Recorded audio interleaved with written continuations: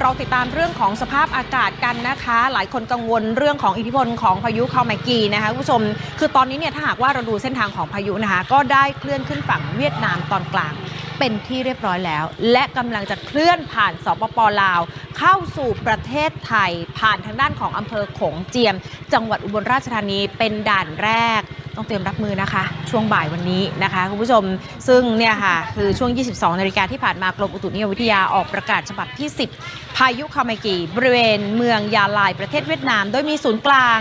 ห่างประมาณ 350 กิโลเมตรทางตะวันออกเฉียงใต้ของอำเภอโขงเจียมจังหวัดอุบลราชธานีค่ะและกำลังเคลื่อน